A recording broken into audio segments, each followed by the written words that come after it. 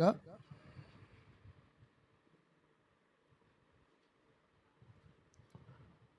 1వ అధ్యాయము 28వ వచనం. రోమీయులకు రాసిన పత్రిక 1వ అధ్యాయం 28వ వచనం. మరియు వారు తమ మనస్సులో దేవునికి చోటు ఇయ్యనొల్లకపోయిరి గనుక చేయరాని కార్యములు చేయుటకు దేవుడు భ్రష్టు మనస్సుకు వారిని అప్పగించను. ప్రార్థన. మహోన్నతుడును మహాగణుడైన తండ్రి, నీకు స్తోత్రాలు. గతించిన కాలం అంతా నీ కృపలో కాపాడి భద్రపరచి అన్న వస్త్రములు ఇచ్చి పోషించి ఈ జూలై మాసంలో మరొక పునరుద్ధాన దినమును మాకు అనుగ్రహించి సంగముగా కూడి నేను స్తుతించుటకు, ఆరాధించుటకు, మహిమపరచుటకు మీరు కృపించారు. అందరి బట్టి కృతజ్ఞతలు. ఇంతవరకు ప్రార్థన, పాటలు, కీర్తన, ఆరాధన, సాక్ష్యాలు, ప్రకటనలో ప్రభు మీరు తోడు నడిపించారు. వాక్యము కొరకు ఆశ కలిగి నీ తట్టు చూస్తూ ఉండగా మీరే సియోనులో నుంచి, అతి పరిశుద్ధమైన స్థలములో నుంచి మాతో ఈ యొక్క వీడియో చూస్తున్న వారితో మీరు మాట్లాడమని ప్రార్థన చేస్తూ ఉన్నాం. ఇదిగో నీ పక్షంగా నిలవబడుతున్నటువంటి నీ దాసుడను ప్రభువా, కేవలము నీ పాదధూళి వంటి వాడను. నీ ఆత్మచేత అభిషేకించి నీ శిలువచాటును మరుగుపరుచుకొని నీ నోటి బూరగా వాడుకొని మీరు మహిమ పొందమని, వాక్యము ధారాళముగా ఆటంకపరచు ప్రతి విధమైన చీకటి అంధకార దురాత్మ శక్తులను నజరుడైన యేసు నామమున బంధించి ఆజ్ఞాపిస్తూ సమస్త ఘనత మహిమ ప్రభావాలు మీకు చెల్లిస్తూ యేసు నామమున అడిగి పొందుకున్నాం పరమ తండ్రి, ఆమేన్. హల్లెలూయా. ప్రియమైనటువంటి దేవుని సంగమా, ఈ పూట చెప్పబోతున్నటువంటి దేవుని మాటలను చాలా శ్రద్ధగా మీరు మనస్సు పెట్టి ఆలకించాలని, ఆ మాటలను గ్రహించి మీరు దిద్దుకోవాలని దేవుని దాసునిగా మిమ్మల్ని అందరినీ కూడా కోరుకుంటూ ఉన్నాను. జనరల్గా ఏంటంటే ప్రతి ఆదివారం వస్తాము, వాక్యం వింటాము, ఆ వాక్యము చేత ఆదరించబడో, ఓదార్చబడో, హెచ్చరించబడో వెళ్ళిపోతూ ఉంటాం. అయితే విన్న వాక్యము మనకు నిష్ప్రయోజనము కాకూడదు. పౌలు అంటాడు, వారు విన్న వాక్యము వారికి నిష్ప్రయోజనమాయను అంటాడు. నువ్వు కేవలము వాక్యము విని వెళ్ళిపోయే వ్యక్తివైతే ఆ వాక్యము నీకెంత మాత్రము మేలు చేయదు. విన్న వాక్యము నీలో కార్యసిద్ధి కలుగు చేయాలి. ఆ వాక్యము నీలో పని చేయాలి. ఆ వాక్యము నీలో పని చేయడానికి నువ్వు వాక్యానికి సహకరించాలి. ఎప్పుడైతే నువ్వు వాక్యానికి సహకరిస్తావో వాక్యము నీకు సహకరించి ఆ వాక్య స్వరూపి అయిన దేవుని పోలికగా నిన్ను మార్చడానికి వాక్యము తోడ్పడినంతగా మరి ఏది కూడా తోడ్పడదు. హల్లెలూయా. నాకు తెలిసి బైబిల్ విడుదలైంది మొదలుకొని ఇప్పటి వరకు కొన్ని వేల సంవత్సరాలుగా ఈ పరిశుద్ధ గ్రంథం బోధించబడతా ఉంది. ఎన్నో లక్షల మంది భక్తులు చదువుతున్నారు, వేల మంది భక్తులు ఈ వాక్యాన్ని ప్రకటిస్తూ ఉన్నారు. పుట్టారు, పెరిగారు, వృద్ధులైపోయారు. పిల్లలు దైవ సేవకులు ఈ వాక్యాన్ని ధ్యానిస్తూ ప్రకటిస్తూ ఉన్నారు. ఎంతమంది చదివినా, ఎంతమంది బోధించినా, ఎంతమంది ప్రకటించినా ఒకే పుస్తకము. ఆ పుస్తకం పేరేంటది? బైబిల్. మామూలుగా ఒక పుస్తకాన్ని చదివితే మరలా అది చదవబుద్ధి కాదు, చదివేశాం కదా అనిపిస్తుంది. ఏదైనా ఒక లోక సంబంధంగా ఒక సినిమా చూసేసాం కదా, వినేసాం కదా అనిపిస్తుంది.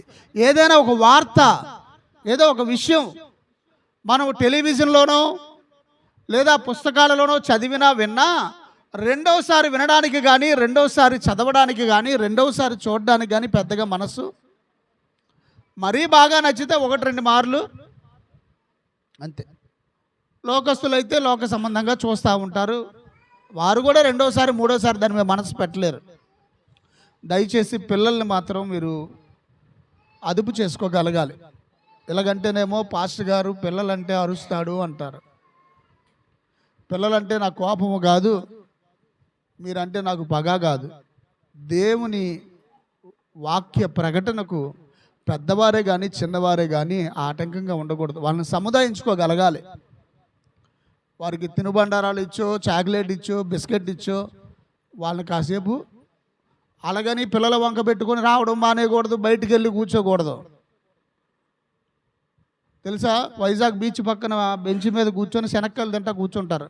ఆడగలిగిన వాళ్ళందరూ బీచ్లోకి వెళ్ళి ఆడతారు. ఈ రోడ్డు మీద కూర్చున్నోడికి ఆ బీచ్లో ఆడేంత ఆనందం రాదు. సొత్తమే ఆడి పని. పిల్లల్ని పెట్టుకుని బయట కూర్చున్నా మీ పని అంతే. కాబట్టి బయటికి తీసుకెళ్లాల్సిన పని లేదు. వాళ్ళని సముదాయించుకోండి, ఒంట్లో కూర్చోబెట్టుకోండి. ఫోన్లు అందరూ ఆఫ్ చేశారా? సైలెంట్లో పెట్టుకున్నారా? సైలెంట్లో పెట్టుకున్న వాళ్ళందరూ ధన్యులు. పెట్టుకోండి. మొన్న ఒక వీడియో చూసా, చర్చిలో పాస్టర్ గారు నిలబడ్డాడు దారబంధం దగ్గరే, ఒక బౌల్ పట్టుకొని లోపలికి వెళ్ళేవాడల్లా సెల్ ఫోన్ అందులో పడేసి వెళ్ళిపోతాడు. అబ్బాయి ఎంత బాగుంది అనిపించింది. లోపలికి వెళ్ళే వాళ్ళందరూ సెల్ ఫోన్ అందులో పెట్టి వెళ్ళిపోతూ ఉన్నారు. కానుకలు వేసినట్టుగా వేసేస్తున్నారు దాన్ని. మళ్ళీ ఇచ్చేస్తారు అనుకో ఫోన్లు. కానీ అది ఎంత మంచి పద్ధతో కదా, అది ఉంటే బాగుంటుంది. కాబట్టి మళ్ళీ నా ఫోన్ మారిపోయింది, నా ఫోన్ పోయిందంటే లేని ఫోన్ తిప్పాలని చెప్పి ఆ పద్ధతి పెట్టడానికి ధైర్యం చేయట్లేదు. కాబట్టి మీ ఫోన్లు మీ దగ్గరే పెట్టుకొని వాటి గొంతు మాత్రం నొక్కేయండి. హల్లెలూయా. కాబట్టి ఈ పూట వినే వాక్యాన్ని ఎప్పుడూ వినేటట్టు కాకుండా కొంచెం శ్రద్ధగా వినండి. ఈ మాటలు అపోస్తలుడైన పౌలు రోమాలో ఉన్నటువంటి సంఘానికి రాస్తూ ఉన్నాడు. వాళ్ళు అన్యజనులేమీ కాదు. ఆ పైన మన మొదటి వచనాలు మనం చదివినట్లయితే, మొదటి అధ్యాయం మొదటి వచనం నుంచి కొన్ని మాటలు చదవండి, నేను చదువుతాను. యేసుక్రీస్తు దాసుడను అపోస్తలుడిగా ఉన్నటకు పిలువబడిన వాడను దేవుని సువార్త నిమిత్తము ప్రత్యేకింపబడిన వాడనైన పౌలును రోమాలో ఉన్న దేవుని ప్రియులందరికీ, గుర్తుపెట్టుకోండి మాట, ఈ పత్రిక ఎవరికి రాస్తున్నాడు? దేవుని ప్రియులకు. చెప్పండి, దేవుని ప్రియులందరికీ, అనగా పరిశుద్ధులుగా ఉన్నటకు పిలువబడిన వారికి శుభమని చెప్పి రాయినది. దారిని పోయే వాళ్ళకి కాదు ఈ మాటలు, దూరాన్ని నుండి చూసేవారికి కాదు ఈ మాటలు. దేవునిలో రక్షింపబడి పరిశుద్ధపరచబడిన వారై సంఘముగా చేర్చబడిన వారై దేవుని బిడలకు రాస్తున్నటువంటి మాటలు ఇవి. ఎందుకో తెలిసినా, రక్షింపబడిన మందిరంలో చేర్చబడినా కూడా చాలామంది ఇంకా దేవునికి దూరముగానే ఉండిపోతూ ఉన్నారు. అలా ఉండిపోవడానికి గల కారణం ఏంటి అన్నది దేవుడు ఈ మాటల్లో మనతో మాట్లాడబోతూ ఉన్నాడు. హల్లెలూయా. మనము చదివిన మొదటి మాట మరొకసారి చదవాలని ఆశపడుతూ ఉన్నాను. నేను చదువుతాను. మరియు వారు తమ మనస్సులో దేవునికి చోటు అనలేకపోయిరి గనుక చెయ్యరాని కార్యములు చేయుటకు దేవుడు వారిని అప్పగించాడంట. ఈ మాట చదివినప్పుడు నాకు భలే భయం వేసింది. నిన్నటి దినాల నుంచి ఉపవాస ప్రార్థనలు ప్రారంభం. ఉపవాసం ఉన్నప్పుడల్లా ఏదో ఒక గ్రంథాన్ని, ప్రత్యేకంగా కొన్ని గ్రంథాలని, ఇన్ని పత్రికలని పెట్టుకొని చదవడం నాకు అలవాటు. సరే, ఈ ఉపవాస ప్రార్థనలో పత్రికలన్నీ ధ్యానం చేద్దామని నిన్నటి దినమంది ఈ వాక్యం ప్రారంభించినప్పుడు పరిశుద్ధాత్మదేవుడు నాతో మాట్లాడుతూ ఉన్నాడు. ఈ మాట చదువుతున్నప్పుడు భలే భయం వేసింది. మనసులో దేవునికి చోటు ఇవ్వకపోతే దేవుడే వారిని చెయ్యరాని కార్యాలు చేయడానికి అప్పగించేస్తాడంట. మాట వినని పిల్లలను దెబ్బలకి అప్పగించినట్లు, తప్పిదమ్ము చేసిన వారిని పోలీసులకు అప్పగించినట్లు, దేవుడు మాట వినని వారిని లేదా తన మనస్సులో చోటు ఇవ్వనటువంటి పిల్లలను ఏం చేస్తాడంట? చెయ్యరాని కార్యములు చేయటానికి అప్పగించేస్తాడంట. అంటే జనరల్గా ఏవైనా కార్యాలు మనలోకి జొరబడుతుంటే దేవుడు ఏం చేస్తాడు? కాపాడుతూ ఉంటాడు, అడ్డుపడతా ఉంటాడు. ఉదాహరణకి అబ్రహామును భార్యను అపహరించినటువంటి అబీమెలెకు రాజు శారాను ముట్టకుండా దేవుడు ఆపాడట. అయ్యా, నేను యథార్థవంతుని విషయంలో ఆమె అతనికి భార్య అని నాకు తెలీదు, లేకపోతే నేనెందుకు తీసుకొస్తానంటే అక్కడ దేవుడు ఒక మాట వాడతాడు, నువ్వు యథార్థంగా ఉన్నావు కనుక నువ్వు పాపము చేయకుండా నేను ఆపితిని అన్నాడు. ఒక్కసారి ఆ మాట చదువుతారా? చదవగలరా? ఆదికాండము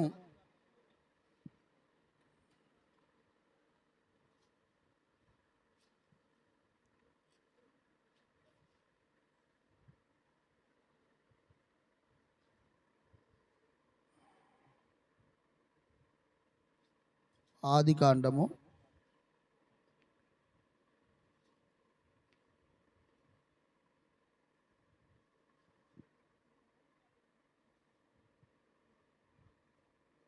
దొరికిందా?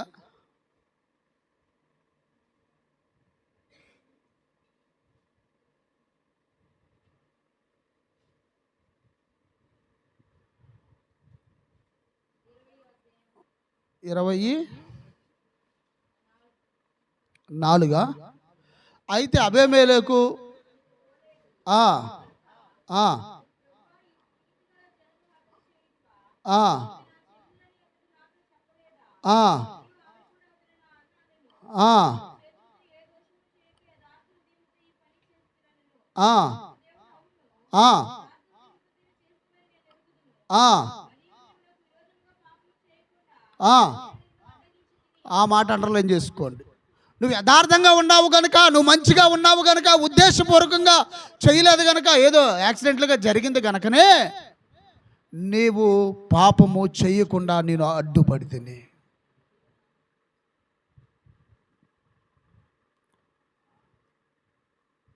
పొరపాటునో తెలియకనో గ్రహపాటునో బలవంతానో ఏదో నువ్వు చేస్తే ఆ పాపములో పడిపోకుండా, ఆ ఉచ్చులో పడిపోకుండా, ఆ వలలో పడిపోకుండా, ఆ శ్రమలో, ఆ కష్టములో, ఆ ఇరుకులో, ఆ ఇబ్బందిలో పడిపోకుండా దేవుడే అడ్డుపడతాడు.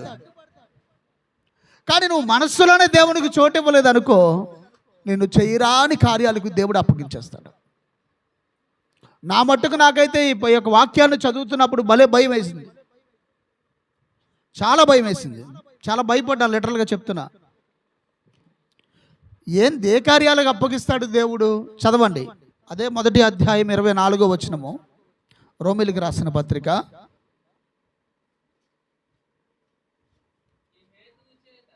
రోమీయులకి అందరూ తీయాలి, అందరూ తీయాలి, చదవగలిగిన వారందరూ తీయాలి. రోమీయులకు రాసిన పత్రిక 1:24. ఈ హేతువు చేత తమ హృదయముల దురాశలను అనుసరించి తమ శరీరములను పరస్పరము అవమానపరుచుకున్నట్లు దేవుడు వారిని అపవిత్రతకు అప్పగించెను.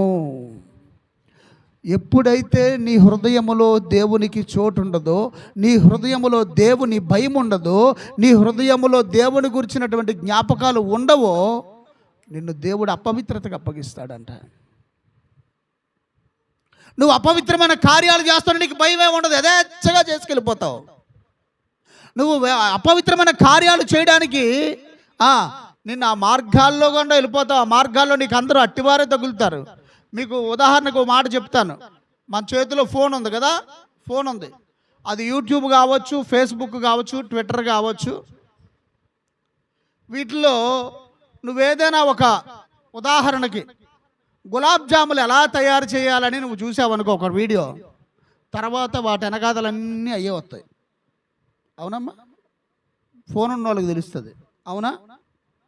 హోసన్నా పాటలు కావాలన్నావు అనుకో, ఇప్పుడు పాడుతున్నటువంటి అబ్రహాం గారు మొదలుకొని అప్పుడు పాడిన యేసన్న గారి వరకు వచ్చేస్తాయి అవి. అలాగే దేవుడిని వదిలిపెడితే ఒక పాపం విషయంలో నువ్వు పడితే ఇంకా పాపాలలో పడిపోయి మునిగిపోతావు అంతే. ఇంకా నువ్వు అపవిత్రతకు అప్పగించబడతావు. వాటి మీద నీకు విరక్తి కానీ, వాటి మీద చిరాకు కానీ, చేస్తున్నాననే భయం కానీ నీకు ఇంకొండదు.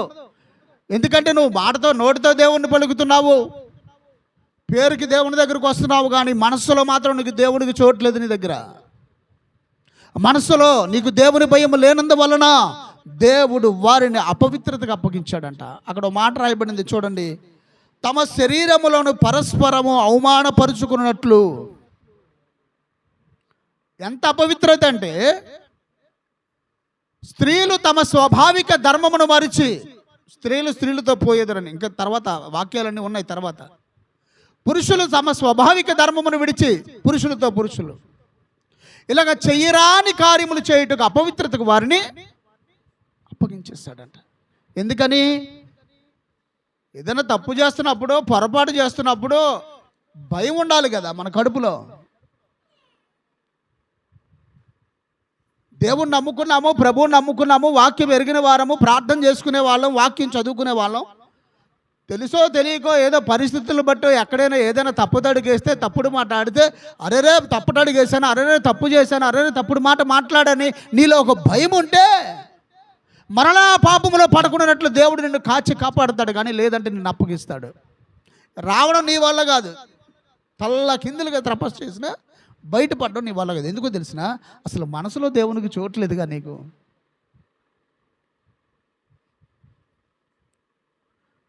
అపవిత్రతకు అప్పగించాడంట. హల్లెలూయా. దేనికి?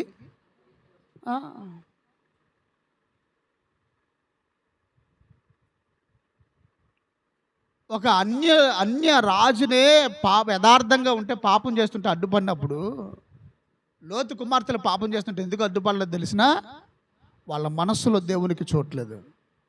బరి తెగించారు వాళ్ళు. నువ్వు బరి తెగిస్తే దేవుడు నీకు అడ్డుపడ్డా వదిలేస్తాడు యథేచ్ఛగా. తాడు తెగినటువంటి పశువును వదినట్లుగా నిన్ను వదిలేస్తాడు అంతే. నువ్వు తప్పులు చేస్తుంటే, పాపాలు చేస్తుంటే, దుర్మార్గమైన పనులు చేస్తుంటే నీకు దెబ్బ తగలడమో, పొరపాటు అనిపించడమో, అరే అనిపించ ఏముండదు. వెళ్ళిపోతూ ఉంటావు, చేసుకుంటా పోతూ ఉంటావు. ఇన్ని చేస్తున్నా బాగానే ఉన్నాను అనుకున్నట్టు భ్రమలో బతికేస్తూ ఉంటావు. కానీ దేవుడే వదిలేశాడు, దేవుడే అప్పగించేశాడు. అది గుర్తుపెట్టుకో.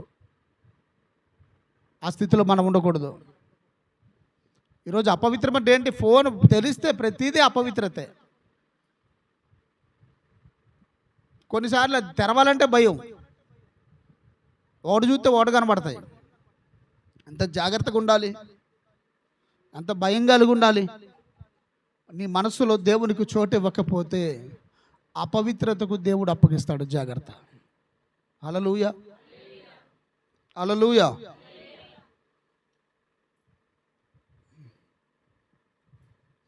చదవండి మరొక మాట. ఇంతకీ వాళ్ళు ఏం చేశారు?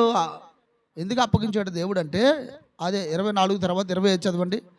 అట్టివారు దేవుని సత్యమును అసత్యమునకు మార్చి సృష్టికర్తకు ప్రతిగా సృష్టమును పూజించి సేవించిరి. వీళ్ళు ఏం చేశారంటే, దేవుణ్ణి వదిలేసి అతన్ని సృష్టించిన సృష్టికర్తను వదిలి అతను సృష్టించిన సృష్టమును ఏం చేశాడంట? పూజించాడంట. దేవుణ్ణి వదిలేసి మిగతా వాటన్నిటిని సేవించడం, ఆరాధించడం చేస్తూ ఉన్నాడు. అందుకే వారిని దేవుడు ఏం చేశాడో తెలిసిన? ఎవరాళ్ళు? అన్ని జనులు అయితే వేరే, దేవుణ్ణి ఎరగని వారైతే వేరే. దేవుని ప్రజలు, ఇది గుర్తుపెట్టుకోండి. ప్రభువుని ఎరగిన వారు పాపం చేస్తే ఒక లెక్క, ప్రభువుని ఎరిగిన వారు పాపం చేస్తే మరొక లెక్క. యేసుక్రీస్తు రక్తంలో కడగబడిన నీవు అప్పటి వరకు తెలుసో తెలియకో చేసినవన్నీ కూడా యేసుక్రీస్తు తన రక్తంలో కడిగివేసి పరిశుద్ధపరిచి నేను పరిశుద్ధిగా నిలబెడతాడు. దేవుని ఎరిగిన తర్వాత నువ్వు చేసే ప్రతిదీ కూడా, నీ మాట, నీ ప్రవర్తన, నీ క్రియ లెక్కలోనికి వస్తుంది. దేవుని ఎరిగిన ప్రజలు, ఐగుప్తు నుంచి విడిపించబడిన ప్రజల వాళ్ళు, దేవుని మహత్ కార్యాలను, అద్భుత కార్యాలు చూసిన ప్రజలు, అలాంటి వారు మరలా సృష్టమును పూజించేసరికి దేవుడు వారిని అపవిత్రతకు అప్పగించాడు. కామ వికార చేష్టలు చేయడానికి వదిలిపెట్టేశాడు వాళ్ళని. అందుకే కొంతమంది మందిరానికి పోతారు, ప్రార్థనలో ఉంటారు, చేయకూడని పనులన్నీ చేస్తూనే ఉంటారు. వాళ్ళకి భయం ఉండదు. అప్పగించాడు అంతే దేవుడు. ఇట్టి వారి వలన దేవుని నామానికి అవమానం రాక ఏమొస్తుంది? ఏమండి, నీ మనస్సులో దేవునికి చోటు ఇవ్వకపోతే ప్రమాదం. తర్వాత అదే 1 అధ్యాయం 26వ వచనం చదవండి. అందువలన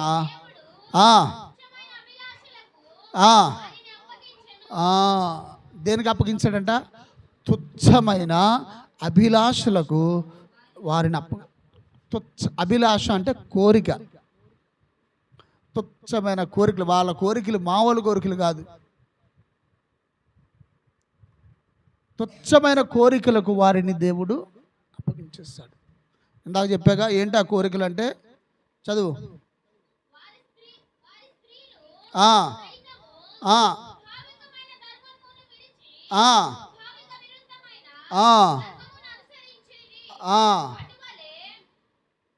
చదువు చదువు.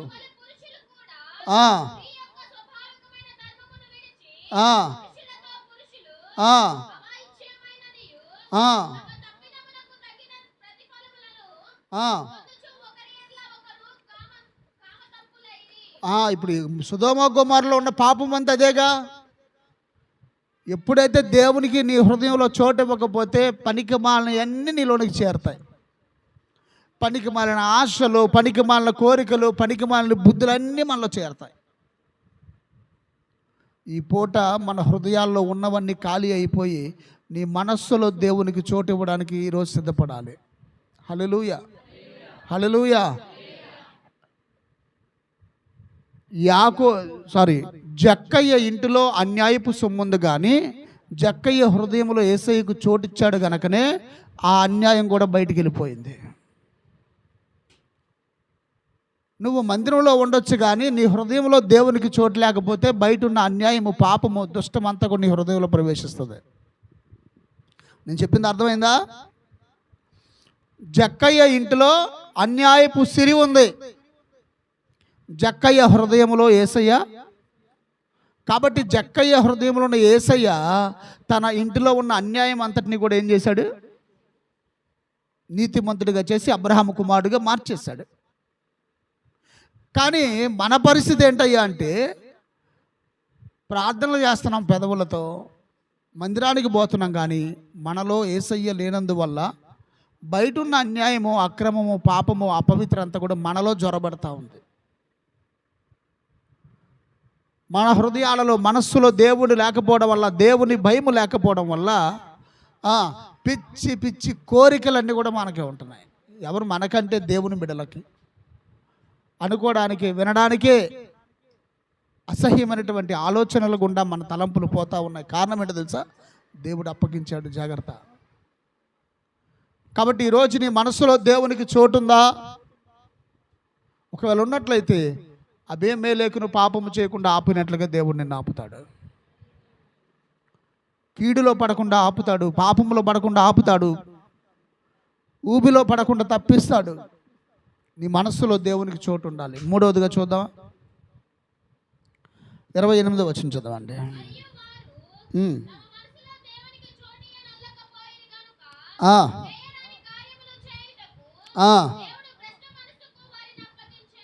ఇది ఇంకా మారిపోయింది. వాళ్ళ హృదయం ఏమైపోయిందంట?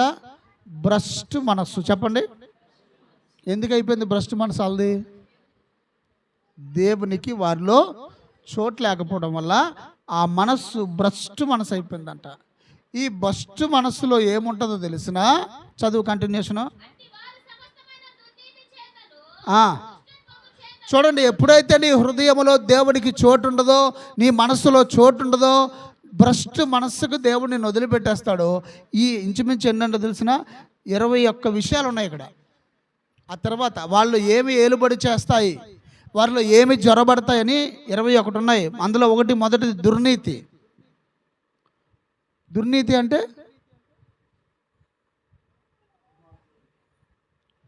దేవుని నీతికి వ్యతిరేకమైంది దుర్నీతి. తర్వాత దుష్టత్వము. దుష్టత్వం అంటే దుష్టుని యొక్క తత్వము. దుష్టుడు ఎవరు? అపవాది తత్వం ఏంటి? పాడు చేయటము, కూల్చివేయటము, అదేగాడి పని. దేవుని మహిమను దొంగిలించటము, దేవుణ్ణి ఎగతాళి చేయటము, దేవుని ప్రజలను అవమానపరచటము, ఇవన్నీ వాడి తత్వాలే. తర్వాత లోభము. లోభం అంటే తెలుసా? లోభం పిసినగొట్టితనం. తర్వాత ఈర్ష. ఈర్ష అంటే చెప్పండి, మాట్లాడరిన్నారా? తెరవండి, మీ బంగారు నోళ్ళు తెరవండి, ముత్యాలు వంటి మాటలు చెప్పండి. ఈర్ష అంటే ఏంటి? అసేవా. ఇంగ్లీష్లో దాన్ని జెలసీ అంటారు, అంతేనా? నేను పెద్ద చదువుకోలేదులే. ఉదాహరణకు ఒక ఆమె మంచి చీర కట్టుకొచ్చింది అనుకోండి, చీర బాగుంది, నేను కూడా ఇలాంటిది కొనుక్కోవాలనుకోవడం తప్పులేదు. ఇది ఇలాంటిది కట్టుకోకూడదు అనుకోవడం తప్పు. అదే ఈర్ష అంటే. అర్థమైందా? అలాంటిది నేను కొనుక్కోవాలనుకోవడం తప్పులేదు. ఆశపడిన ప్రాణమును దేవుడు తృప్తిపరుస్తాడు, కానీ ఆలు కట్టుకోకూడదు అనుకోవడం తప్పు. నేను బాగుండాలనుకోవడం తప్పులేదు, ఆడు పాడైపోవాలనుకోవడం తప్పు. ఇదే ఈర్ష. హల్లు చెప్పండి. నాకు 2 కళ్ళు పోయినా పర్లేదు, కానీ ఒక కన్ను పోవాలనుకుంటా చూసావు. అది తర్వాత మత్సరము. మత్సరం అంటే తెలుసునా? చాలాసార్లు చెప్పాను మీకు. మత్సరము ఇది ఒక రకమైనటువంటి జబ్బు. చాలాసార్లు మీకు చెప్పా. ఇక్కడ కూర్చున్నాం కదా, నలుగురు ఫ్రెండ్స్ కూర్చున్నారు ఇక్కడ, ఎక్కడెక్కడ మాట్లాడుతూ మాట్లాడుతూ ఒక ఇద్దరు ఫ్రెండ్స్ బయటికి వెళ్ళి నీళ్ళు తాగుతున్నారు. నీళ్ళు తాగితే వాళ్ళిద్దరు మాట్లాడుకుంటున్నారు. ఈ ఇద్దరిలో ఉన్న ఒకరికి వాళ్ళు ఏదో నా గురించే మాట్లాడుకుంటున్నారు అనుకుంటారు. అదే మత్సరం. ఇది చాలా ప్రమాదం. ఈ వ్యాధి వాళ్ళని పడుకునేవద్దు సుమా. వ్యాధి వాళ్ళు బాధేదో వాళ్ళేదో నలుగురే మనవలేగా బయటికి వెళ్ళింది మాట్లాడుకుంటుంది, అది వినపడదు. వాళ్ళు ఏం మాట్లాడుకుంటారో తెలియదు, వాళ్ళేదో మాట్లాడుకుంటున్నారు. కానీ ఈ మత్సరం ఉన్న వ్యక్తికి ఏమనిపిస్తుంది తెలిసిన? వీళ్ళేదో నా గురించి మాట్లాడుకుంటున్నారు. ఇంక వీళ్ళు ఊహించేసుకుంటారు ఏదేదో ఏదేదో ఏదేదో. అక్కడ ఏముండదు, బూడిదే. ఇంక వీళ్ళు పడుకోరు. ఇంకా పరోటా తెలుసా? పరోటా చేసేవాడిని ఎప్పుడైనా చూసారా? ఆ పరోటాను కాల్చిన తర్వాత కొడతాడు. అలా అయిపోతారు వీళ్ళు. ఇదేంటో తెలిసిన? మత్సరం. వాళ్ళకు ఉండకూడదు అనుకుంటూనే ఉంటారు, అలాగ ఉంటూనే ఉంటారు. కారణం ఏంటో తెలిసిన? అప్పగించాడు ఆయన. జైల్లో వేసాక తప్పించుకోవడం ఒకటి తరం అయింది. తర్వాత నరహత్య, ఇంత మటర్లు. ఇప్పుడు ఎందుకు జైల్లో వేస్తారు కాబట్టి అలాంటివి చేయడం మానేసాంలే. తర్వాత కలహము అంటే ఏంటో తెలుసా? ఇలా కారణాలు ఏం అక్కర్లే, గొడవ కావాలంటే వీళ్ళ దగ్గరికి వెళ్తే చాలు. నీడ పడినా కూడా గొడవ పడతారు వీళ్ళు. నీ నీడ పడుతుంది నా మీద అటు వెళ్ళి అంటారు. కాళ్ళు దువ్వుతారు. కయ్యానికి కాళ్ళు దువ్వే వాళ్ళు అంటే ఎవరంటే ఈ కలహప్రియులే. పౌలు అంటాడు, మీలో కలహప్రియులు ఉన్న ఎడలా అట్టి వాడితో మాకు సంబంధం లేదు, బయటికి వెళ్ళిపోండి అంటాడు కొరింథీ సంఘంలో. కలహప్రియులు ఊరకే కయ్యానికి కాళ్ళు దువ్వుతారు వీళ్ళు. ఎవరైనా అలా ఉంటారంటే మనస్సులో దేవునికి చోటు ఎవరైతే ఇవ్వరో వారిలో ఇవన్నీ గూడు కట్టుకొని ఉంటాయి. ఆయా సందర్భాల్లో బయటకు వస్తూ ఉంటాయి. తర్వాత కపటం అంటే తెలుసా ఏంటి?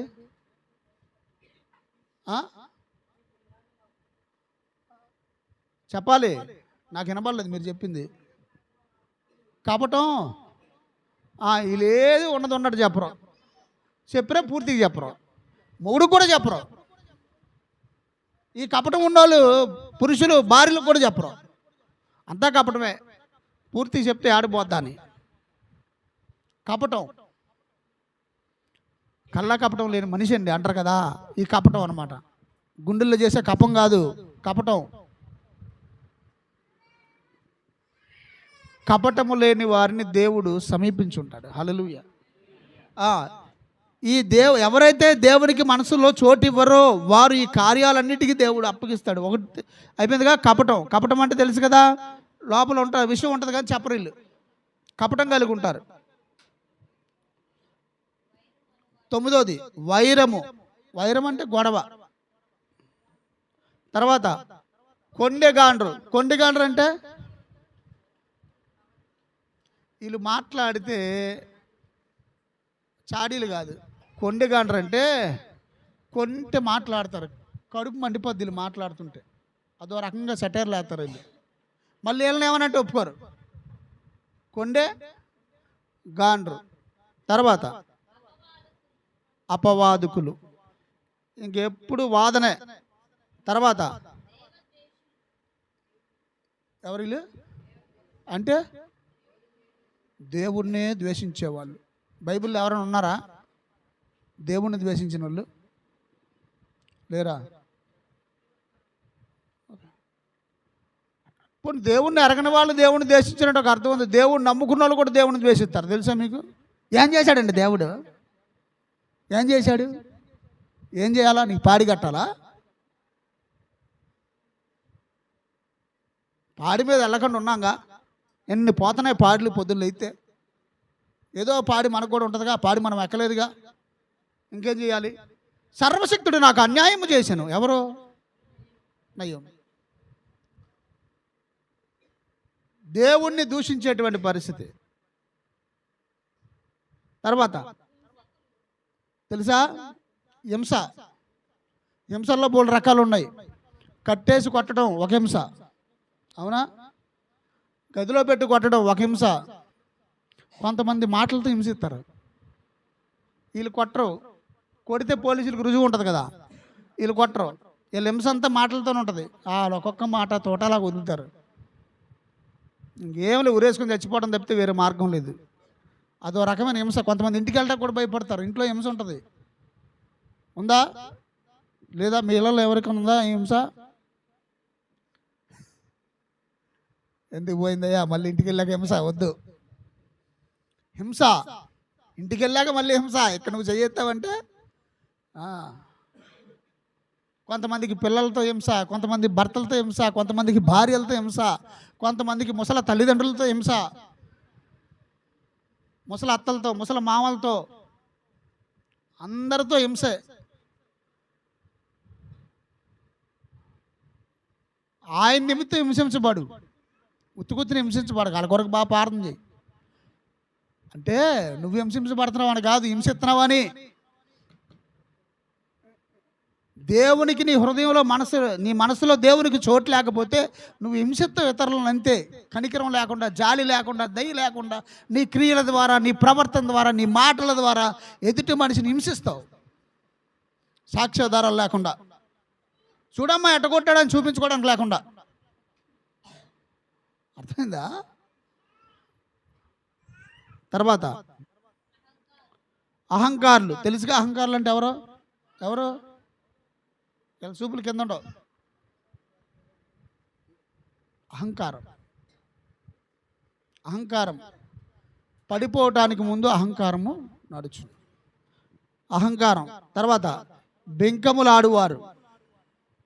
తర్వాత చెడ్డవాటిని వీళ్ళు క్రియేట్ చేస్తారు. అక్కడ లేని దాన్ని, అది మంచిది కాదు, చెడ్డది, కల్పించకూడదు, తీయకూడదు. చెడ్డవాటిని కల్పించువారు. తర్వాత తల్లిదండ్రులకు అవిధేయులంట. అంటే ఒక పట్టాణీలు మాట అంటారు. ఎవరి హృదయాలలో దేవుని మనసు, ఎవరి మనసులో దేవునికి చోటు ఉంటుందో వాళ్ళు తల్లిదండ్రులు కూడా లోబడతారు. చిన్నపిల్లలైనా పెద్దోళ్ళైనా. తల్లిదండ్రులకు అవిధేయులు, అవివేకులు. తర్వాత మాట తప్పువారు. దేవుని బైబిల్లో ఉన్న ఈజీగా మాట తెప్పేస్తారండి ఆడేసి. తర్వాత అనురాగరహితులు, నిర్దయులైరి. ఇవన్నీ ఎవరిలో ఉంటాయి అంటే ఎవరి మనస్సులో దేవునికి చోటు ఉండదో వారిలో ఇవన్నీ చేరుతాయి. ఇవన్నీ చేరతాయి. చదువమ్మా, కంటిన్యూషన్ చేయాలి. ఇంక వీళ్ళకేంటంట, మరణం అంటే మామూలు కత్తించుకొని పడవడం కాదు. నువ్వు చచ్చిపోయాక నీ ఆత్మ మరణం అయింది అంటే నరకంలోనికి వెళ్ళింది. తర్వాత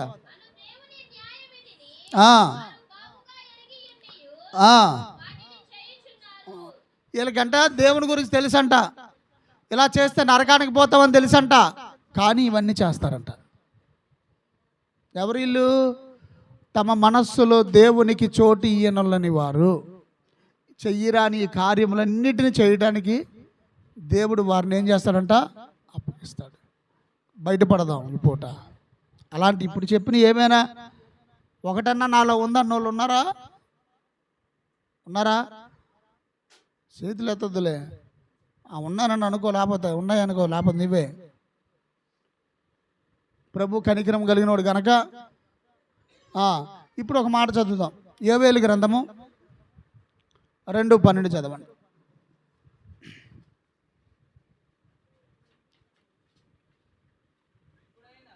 ఇప్పుడైనను మీరు ఉపవాసం ఉండి కన్నీరు విడిచుచు దుఃఖించుచు మనఃపూర్వకముగా తిరిగి నా యొద్దకు రండి. నీ దేవుడని యెహోవా కరుణా వాత్సల్యము గలవాడును, శాంతిమూర్తియు, అత్యంత కృపగలవాడును, తాను చేయనుద్దేశించిన కీడు చేయ కనుక మీ హృదయములను చింపుకొనుడి. ఒకవేళ ఇలాంటి ఎవరిలోనైనా ఉంటే ఖచ్చితంగా ఉపవాసం ఉండండి. ఉపవాస ప్రార్థనల్లో ఈ 9 రోజులు ఉపవాస ప్రార్థనలో ఉపవాసం ఉండి, ఇప్పుడైనా నా దగ్గరికి రమ్మంటున్నాడు కదా, కనికరం గలవాడిని అంటున్నాడు కదా, పశ్చాత్తాపడతాను అంటున్నాడు కదా, నిన్ను కనికరిస్తాను అంటున్నాడు కదా, హృదయమును కాకని వస్త్రమును కాకని హృదయమును చింపుకొని నా దగ్గరికి రమ్మంటున్నాడు కదా. ఒకవేళ ఇలాంటివి ఏమైనా ఉంటే, ఒకవేళ నీ మనసులో దేవుని భయం, దేవునికి చోటు లేకపోతే, ఒకవేళ ఏదైనా అపవిత్రతలో నువ్వు ఉంటే, ఏదైనా దుష్టత్వములో నువ్వు ఉంటే, చెయ్యిరాని కార్యములు చేయుటకు ఒకవేళ నువ్వు ఇప్పటికే అప్పగింపబడితే, ఇప్పుడు చెప్పిన ఈ దుష్ట లక్షణాలు నీ హృదయంలో ఉన్నట్లయితే రా, మోకరించు, ఉపవాసం ఉండు. దేవుడు నిన్ను క్షమించి నిన్ను పరిశుద్ధపరుస్తాడు. మోకరించండి, ప్రార్థన చేద్దాం. మోకరించండి. నీ మనసులో దేవునికి చోటు ఉందా? మనసులో చోటు ఉండడం అంటే స్తోత్రం యేసయ్యా యేసయ్యా అని జ్ఞాపకం చేసుకోవడం కాదు, వాక్యానుసారంగా బ్రతకడం. మనసులో చోటు ఇవ్వడం అంటే యేసయ్య పాటలు పాడడం కాదు, యేసయ్య మాటకు భయపడాలి. దేవుని భయము కలిగి ఉండాలి మనస్సులో. ఏదైనా ఒక మాట అనటానికి, ఏదైనా ఒక క్రియ చేయడానికి నీకు భయం ఉండాలి కదా. వారి మనస్సులో దేవునికి చోటు ఇయ్యనల్లకపోయారు గనక చేయరాని కార్యములు చేయుటకు దేవుడు వారిని అప్పగించాడు. ఈరోజు అటువంటి కార్యాల్లో కానీ, అటువంటి స్థితిలో కానీ ఎవరైనా ఉంటే ప్రభు పాదాలు పట్టుకుందాము, ఉపవాసం ఉందాం, కన్నీరు విడిద్దాం, మన హృదయాలను, మన వస్త్రములను కాక హృదయాలను చింపుకుందాం. దేవుడు జాలిపడి కనికరపడి మనల్ని పరిశుద్ధపరుస్తాడు. విత్తబడిన వాక్యం నిమిత్తము ఇవైనా మా ప్రభువా నీకు స్తోత్రాలయ్యా. మాలో ఉన్నవాడా, మాతో ఉన్నవాడా, నీకు స్తోత్రాలు చెల్లించుకుంటున్నామయ్యా. అవును ప్రభువా, అయ్యా నీకు మా హృదయంలో చోటు లేనప్పుడు ప్రభువా, అయ్యా నువ్వు దుష్టత్వానికి అప్పగిస్తానని మాట్లాడుచున్న దేవుడు అయ్యా. అయ్యా నా తండ్రి, మాలో ఏ చెడ్డ క్రియలు ఉన్నాయో ప్రభువా, అది మాకును నీకును తెలిసే ఉన్నది ప్రభువా. అయ్యా వాటిని ఎందుకు మేము సరి చేసుకోవాలంటే ప్రభువా, అయ్యా ఉపవాసం ఉండి కన్నీరు కార్చమన్నావు ప్రభువా, అవి తీసివేస్తానని మాట్లాడుచున్న దేవుడివి ప్రభువా. అయ్యా దుష్టత్వానికి అప్పగిస్తే అది నిత్య నరకానికే వెళ్తామని మాట్లాడుచున్న దేవుడివి ప్రభువా. అయ్యా నీవే అప్పగిస్తే తప్పించువారు లేరు ప్రభువా. అయ్యా నీవే అప్పగిస్తే దాన్ని నా తండ్రి అయ్యా తొలగించువారు లేరు ప్రభువా. నీవే అప్పగిస్తే ప్రభువా, అయ్యా నిత్య నరకానికి వెళతామయ్యా. అయ్యా ఘోరమైన అగాధంలోకి వెళతాం ప్రభువా. అయ్యా ఆ స్థితిలోకి వెళ్ళక మునిపే ప్రభువా, అయ్యా ఉపవాసం ఉండి ప్రభువా, అయ్యా నీ సన్నిధిలో ప్రభువా యాచన చేయుటనట్లు సహాయము చేయండి అయ్యా. కన్నీరు విడుస్తూ ప్రభువా, అయ్యా నీ పాదాలు తడుపుతూ ప్రభువా, అయ్యా ఆ దినము వ్యభిచారపడ్డ స్త్రీ ఎలాగైతే నీ పాదాలు కడిగినదో ప్రభువా, అత్తరుతో నీ పాదాలు తుడిచినదో ప్రభువా, అలాగ నా తండ్రి మా కన్నీళ్లతో నా తండ్రి నీ పాదాలు తడుపునట్లు సహాయం చేయండి ప్రభువా. ఆ దుష్టత్వాన్ని నుంచి తప్పించుకొని ప్రభువా, అయ్యా నీకు చోటు ఇచ్చే బిడ్డలుగా ప్రభువా, మాలో మిమ్మల్ని ఉంచుకునే బిడ్డలుగా ప్రభువా, మీలో మేము ఉండే బిడ్డలుగా ప్రభువా, మీకు ఇష్టమైన వారుగా మేము జీవించే బిడ్డలుగా ప్రభువా మమ్మల్ని తయారు చేయండి ప్రభువా. అయ్యా మాకు సహాయము చేయండి ప్రభువా. అయ్యా అతి దుష్టత్వానికి అప్పగించమాకండి అయ్యా. అయ్యా నా తండ్రి మీరే నా తండ్రి కనికరించండి ప్రభువా. అయ్యా మీరే క్షమించండి ప్రభువా. మీరు క్షమించగలిగిన మనసు కలిగిన దేవుడివి ప్రభువా. దుష్టత్వానికి అప్పగించే దేవుడివి కాదయ్యా, మమ్మల్ని రక్షించిన దేవుడివి నీవేనయ్యా. అలాగ నా తండ్రి ఒకవేళ నీకు ఇష్టం లేని క్రియలు పనులు మేము చేసి ఉంటే ప్రభువా, ఆ దుష్టత్వం నుంచి తప్పించండి ప్రభువా. అయ్యా దుష్టత్వం నుంచి తప్పించండి ప్రభువా. ఆ అగాధ స్థలాల నుంచి తప్పించండి ప్రభువా. ఆ నిత్య నరకా నుంచి తప్పించండి ప్రభువా. అయ్యా నా తండ్రి నువ్వు పిలిచిన పిలుపు దీని కొరకు కాదు కదయ్యా, అది గ్రహించుకొని ప్రభువా, అయ్యా అది గ్రహించుకొని జీవించినట్లు సహాయము చేయండి ప్రభువా. అయ్యా సహాయము చేయండి ప్రభువా. అయ్యా మీరే కృప చూపండి ప్రభువా. అయ్యా మీరే దయ చూపండి ప్రభువా. అయ్యా ఈ రోజున్న దినము ప్రభువా, అయ్యా రేపు ఉంటామో లేదో తెలియని దినాలు ప్రభువా. అయ్యా ఈ దినాలే మేము సరి చేసుకునే దినాలు ప్రభువా, ఇప్పుడే సరి చేసుకునే దినాలు ప్రభువా. అయ్యా ఈ రోజు చూచిన వారు ప్రభువా, అయ్యా రేపటి దినం చూడలేకపోతున్నామయ్యా. అయ్యా ఈ సమయంలోనే ప్రభువా మేము సరి చేసుకోవాలి ప్రభువా. అయ్యా మేము శుద్ధి చేసుకోవాలి ప్రభువా. అయ్యా మేము కడుక్కోవాలి ప్రభువా. అయ్యా నా తండ్రి దుష్ట హృదయం మాలో నుంచి తీసివేయండి దేవా. అయ్యా కనికరించండి ప్రభువా. అయ్యా కృప చూపండి ప్రభువా. అయ్యా మీకు హేయ క్రియలు ఎక్కడైనా మాలో ఉన్నాయేమో ప్రభువా. అయ్యా మీకు నచ్చని మాలో ఉన్నాయేమో ప్రభువా. ఈ దినం నువ్వు మాట్లాడుచున్నావు ఉన్నావంటే మాలో ఏదో ఉన్నాయి ప్రభువా. అయ్యా మాలో నా తండ్రి నాటబడ్డాయి ప్రభువా. అయ్యా అది నా తండ్రి మాలో ఫలించినాయి ప్రభువా. అవి నువ్వు తీసి వేసుకోవాలంటున్నావయ్యా. నీ వాక్యం అనే ఖడ్గముతో నరికి వేసుకోవాలంటున్నావయ్యా. అది నువ్వు సరి చేసుకోవాలంటున్నావు ప్రభువా. అయ్యా శుద్ధి చేసుకునే భాగ్యమునివ్వండి అయ్యా. అయ్యా సరి చేసుకునే భాగ్యమునివ్వండి అయ్యా. అయ్యా కడుక్కునే భాగ్యమునివ్వండి అయ్యా. అయ్యా నీ సిలువు చెంతకి చేరి ప్రభువా. అయ్యా నీ అమూల్యమైన రక్తముతో ప్రభువా. అయ్యా నీ పరిశుద్ధతమైన రక్తముతో ప్రభువా. పరిశుద్ధాత్మ దేవుని ఆత్మ అభిషేకముతో ప్రభువా. అయ్యా మేము కడుక్కున్నట్లు సహాయము చేయండి ప్రభువా. అయ్యా మేము అందరము ప్రభువా. అయ్యా నా తండ్రి నేను శుద్ధి చేయబడినట్లు ప్రభువా. ఉపవాసం ఉండి ప్రభువా. అయ్యా శుద్ధి చేయబడినట్లు సహాయము చేయండి ప్రభువా. కృప చూపండి ప్రభువా. దయ చూపండి ప్రభువా. ఈ 9 దినాలు ఉపవాస ప్రార్థనలో ప్రభువా మేమేదో ఒక మేలు చూడాలి ప్రభువా. మేమేదో ఒక కార్యం మా జీవితాల్లో జరగాలి ప్రభువా. మాలో ఏదో ఒక కార్యం మా కుటుంబాల్లో జరగాలి ప్రభువా. అయ్యా మాలో ఏదో ఒక కార్యము నా తండ్రి మా జీవితాలు మేలైన సంపాదించుకోవాలి ప్రభువా. అయ్యా అటువంటి కృపనివ్వండి ప్రభువా. అటువంటి దయని మా ఎడల చూపండి ప్రభువా. అటువంటి జాలిని మా పైన ఒక మాటల ద్వారా కానీ ప్రభువా, ఏదో ఒక చూపుల ద్వారా కానీ ప్రభువా, ఏదో ఒక తలాంపుల ద్వారా కానీ ప్రభువా, ఏదో ఒక హృదయంతరంగ ఆలోచనల ద్వారా కానీ ప్రభువా, ఎక్కడైనా కొండెపు మాటల ద్వారా కానీ ప్రభువా చుకొని ప్రభువా నీ సన్నిధిలో ప్రార్థించినట్లు కృప దయచేయండి ప్రభువా. నీ సన్నిధిలో స్తుతించినట్లు కృప దయచేయండి ప్రభువా. అయ్యా నీ పాదముల వద్ద యాచన చేసే కృపని మాకిచ్చి నడిపించి ప్రభువా. నీలో శుద్ధి చేయబడినట్లు కృప చూపించి ప్రభువా. ఈ వాక్యం మా హృదయాలు పని చేయాలి ప్రభువా. అయ్యా ఆ వాక్యానుసారంగా జీవించాలి ప్రభువా. వాక్యానుసారంగా బ్రతకాలి ప్రభువా. అయ్యా విని విడిచిపెట్టు వారికి కాదు ప్రభువా. ఇది ఒక ప్రత్యేకమైన వాక్యము ప్రభువా.